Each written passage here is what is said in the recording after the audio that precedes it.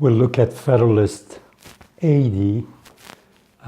Today is Friday, December the 22nd, and because a lot of places will be closed and I might not be able to upload more videos next couple of days, I'm not sure.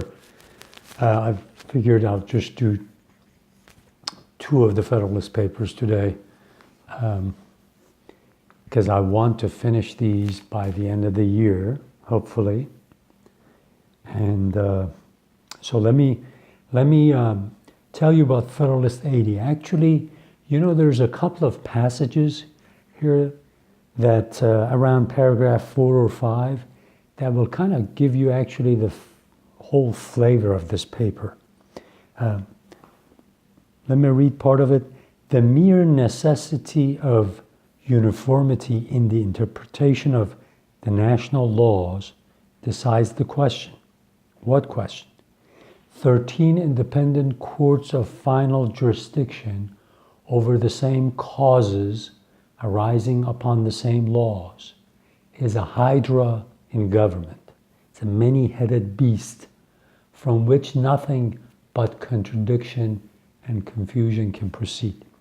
We need a federal judiciary, and at the top of the federal judiciary, we need a Supreme Court that will have a final say to give uniformity.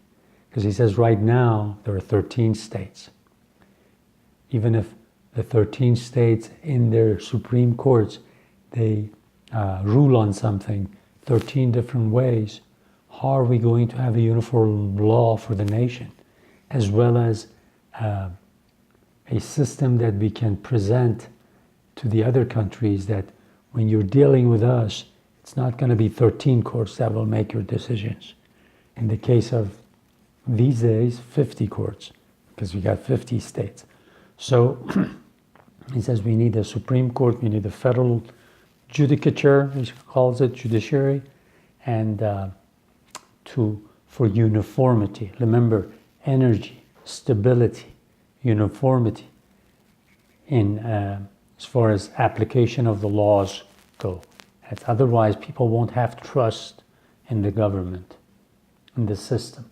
And still, the short passage right next to it, it says, as still less need be said in regard to the third point. Controversies between the nation and its members or citizens can only be properly referred to the national tribunal. Any other plan would be contrary to reason, to precedent, and to decorum. So because of that, because cases will come up that a citizen of one state is going to sue the citizen of another state, or sue the state, another state. Cases will happen that, let's say, our ships are on high seas, on the oceans, traveling, carrying cargo, passengers. Things might happen between accident, not foreseen, between our ships, the crew, and crews in the ships of other nations. All of these have to be finalized, decisions have to be made in one system, under one uniform system. And the best thing is to have a federal judiciary. So keep that in mind. I'll just read along and we'll talk a little bit more about it as we go along. Just remember that I mentioned a few books, and when I read Federalist 78, these will those books will give you a better understanding of the Federalist Papers. Just one of them was this book.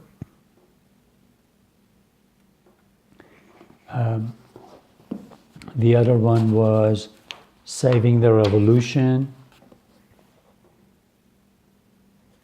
And there were many other ones that I mentioned there.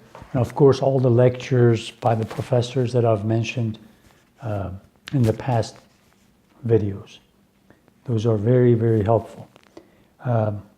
C-SPAN's website is extremely helpful, just for you to understand the American civilization. Library of Congress, those things are extremely important. Okay, I'll start from the beginning. To judge with accuracy of the proper extent of the federal judicature, it will be necessary to consider in the first place what are its proper objects.